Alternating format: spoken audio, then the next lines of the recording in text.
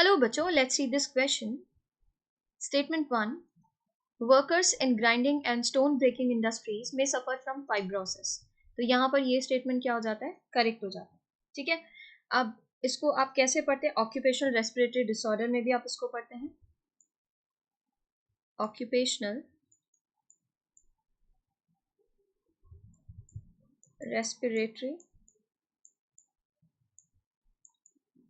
Disorder. ठीक है. इसमें होता क्या है? जो वर्कर्स ऐसे इंडस्ट्रीज में काम करते हैं जहाँ ग्राइंडिंग चल रहा है, स्टोन ब्रेकिंग चल रहा है, ठीक है, वहां पर डस्ट का प्रोडक्शन जो होता है ना वो बहुत ज्यादा होता है. इतना ज्यादा डस्ट प्रोड्यूस होता है यहाँ पर कि जो डिफेंस मैकेनिज्म है बॉडी का वो फुली कोप नहीं कर पाता उसके साथ. ठीक है. और लॉन्ग एक्सपोजर में अगर वर्कर्स रहते हैं तो उसकी वजह से क्या हो जाता है? इन्फ्लेमेशन हो जाता है. इन्फ्लेमेशन. और इन्फ्लेमेशन किसको लीड करेगा? Leading to fibrosis. अब फाइब्रोसिस क्या होता है? Fibrosis is the proliferation of fibrous tissue. ठीक है.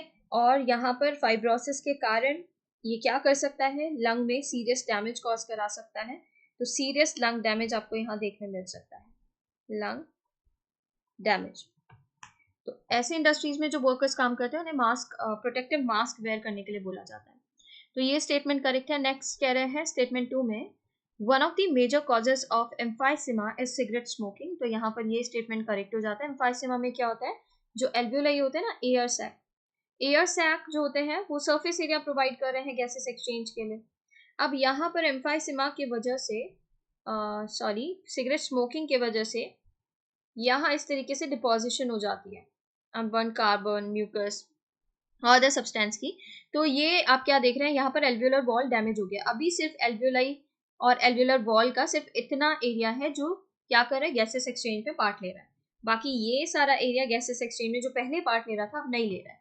तो अब क्या देखते हैं एम्फाइसीमा में? Surface area for gases exchange क्या कर जाता है? डिक्रीज कर जाता है. और जो मेजर कॉज देखा जाता है ना एम्फाइसीमा का, वो सिगरेट स्मोकिंग है. तो यहाँ पर ये स्टेटमेंट भी करेक्ट है. Statement 1 and 2 both are correct. हम किसके साथ जाएंगे? ऑप्शन ए के साथ. Statement 1 and statement 2 both are correct. Next में कह रहे हैं statement 1 is correct but 2 is incorrect. Second incorrect नहीं है, फर्स्ट इनकरेक्ट बोल रहे हैं इसमें. Statement 1 and 2 both are incorrect, दोनों इनकरेक्ट नहीं है. Correct option here is option A. इसके regarding information यूएनसीईआरटी class 11 page number 190 and 191 पर गिवन है. थैंक